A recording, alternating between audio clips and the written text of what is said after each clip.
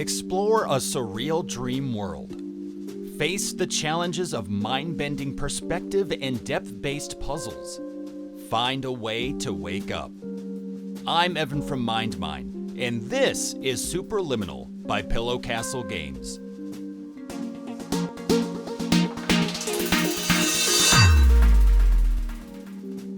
In this video, I'm going to give a quick introduction to what you can expect in Superliminal. At the end of this video, you'll find my reaction to the end of the game from our Twitch livestream. Be aware that the end of this video will have some spoiler-esque content. Also, if you enjoy the video, I encourage you to like and comment on your thoughts of the game as well. So, what is Superliminal? It's a first-person puzzle game that gets players to explore a surreal world. In the beginning, you learn that you've signed an agreement to become a patient at the Pierce Institute to try out their Somnasculpt technology. This technology assists the patient with dream therapy. As you traverse this dream world, you'll be guided by the very blunt AI protocol system and Dr. Glenn Pierce. It doesn't take long before you learn that your experiment has gone awry, and Dr. Pierce can't seem to figure out where in the dream world you are, which means they can't pull you back to the real world. It's then up to you to travel through versions of the Institute, a hotel, an art gallery, a swimming pool, and many other locations in order to escape. As you take on these tasks, just keep in mind that perception is reality. For each of the puzzles, you'll have to figure out ways of changing the size of objects or yourself. Find the right angle to create objects. Have the willingness to experiment with new tactics when past mechanics don't work the same as before. Overall, this game is a lot of fun. The creativity and challenge of the puzzles are impressive as well as engaging. The story that unveils itself makes the time you've spent in the game well worth it, and the sound design is impressive. I love the fact that the game recognizes the change in size. And so with the audio cues, you're hearing all of that change in like weight and size, right? Like how it hits the ground, which is really nice detail. Ooh. Wait a minute. I just want to say, by the way, not only do I really appreciate like the environment, like I said, it's big open spaces, but there's detail and it feels real.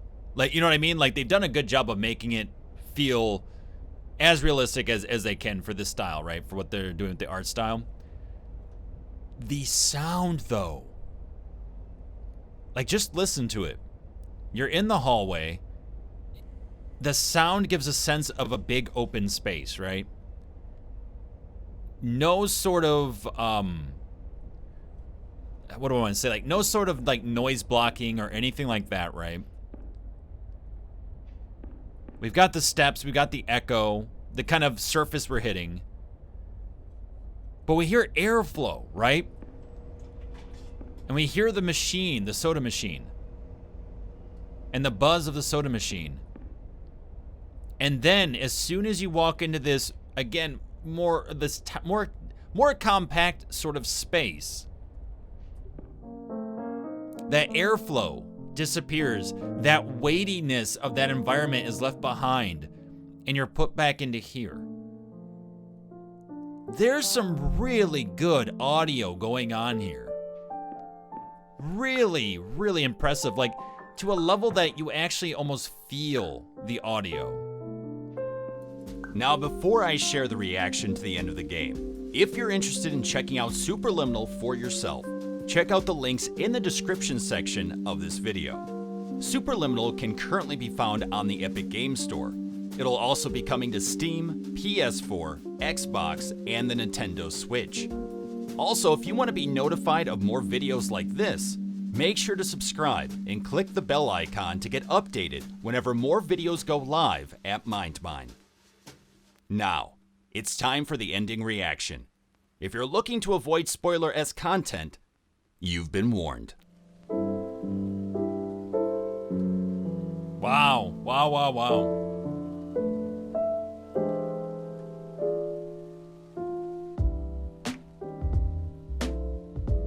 Wow. Yep. They stuck to the concept to a T, playing around with perspective constantly. Not just with objects, but with the scene, the mood, what you went through, how you felt like you were experiencing something. Wow. Yeah. And then to make you feel like, and then they play with that perspective even more so to the point where you feel like, okay, you're this patient who signed away the document to da-da-da, now we can't wake you up. Only for him to be like, no, we're just kidding. We know it's a game. You know it's a game. You're the player playing it. Here's the message that we're trying to like give to you now. And that's the fact of if you come across a situation that it seems too difficult or impossible, sit down with it or go through it. Keep moving through it. In other words, keep moving through it and try to find the alternatives to get around that obstacle. Nothing is impossible. It's you yourself getting in the way. And so you have to try to get a clearer perspective in order to figure out the other routes that you can take. And failing is okay. Failing multiple times will get you to learn, hopefully, and get you to find the right path to take. No matter how long it felt, no matter how anything. I mean, wow, yeah. I mean, they hit perspective in every single element throughout this game. Visually, auditorily, just playing with you as the player too, and them being the developer. Because that relationship's always been interesting, because the developer is meant for you to feel like you have choice when you really don't, in a way, right? And they really expounded on this so well and exemplified it so well in this game. And it's fun, it's slow at your own pace, music is really on point, the design is really nice, and it gives you room to play and try different things. And then once you realize at the end, this whole, like, what it's really all about, it makes sense, it all clicks together. And I love the end too, where you have the montage of going back through everything you went through. Because I think that's important, because it's important to know like where you came from, right? To understand where you're at now and the path you took, because that's how you learn from that. And so they're kind of giving you this sort of montage that you control. You're actually moving. I was moving the whole time at the end there, and then they would just cutscene to the next section. So they're trying to show you the path you took, everything you went through to achieve your goal of completing the game. Because, like, I'll tell you what, like, I get frustrated when I don't understand something right away. I absolutely do. And I try to be patient with stuff like that, depending. But, you know, you become a perfectionist, and no one likes failing or feeling that they failed. So it's a good piece to remind you that it's okay, and that no matter if anyone gives you shit for failing, that's all right. It's not about what they're saying, it's your perspective, and it's how you take it on and how you can overcome it. That's the most important thing over anything else. So they played it so well. And it became, in a way, a very cinematic piece, right? Especially toward the end with the more voiceover and everything else. You're a character inside of a dream. You are now the player playing a game, and you are trying to take on that challenge. That was fantastic. Yeah, no, that was great. I think, again, it definitely, like, some of the puzzles start getting more difficult because they're incorporating sort of new elements or new mechanical puzzle facets or whatever, like, so it's a little bit trickier, and, you know, because you're trying to do what you already had done in the past, right, which had worked. But I think that's a good message there, too, that sometimes the things that worked in the past aren't always going to work now or in the future.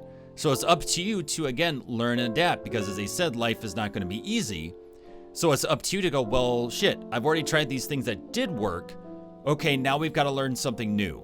What else can we do? What else can we take on? How, looking at a new perspective, what perspective, or how can we look at this from a new perspective to learn something new again, to be able to progress forward? And I will say, at first it was frustrating. But it makes sense, though. And I will say this is probably, no offense to getting over it, but this is probably more enjoyable. But I think it's up there with that. In presentation, it's up there with the Stanley Parable. When it comes to concept of testing your patience and trying to push through, having that fortitude to continue on when it seems hopeless, definitely has that sort of getting over it vibe. I'm glad they didn't do the getting over it vibe, but you know, or that kind of style. This works so nicely though. So yeah, and keeping it in first person too, of course, because they're testing you as the player, not you as the character. Throughout the whole thing, it's you are the character. You are the person going through it. You're not playing, you're not jumping in anyone's shoes but your own. Which makes a lot of sense, and why probably also you didn't have legs and arms and shit. But yeah, wow. Yeah, this is a very enjoyable experience. Again, toward the end there, kind of frustrating, just trying to figure out the pattern, what next. But definitely fun and well worth it. Like it's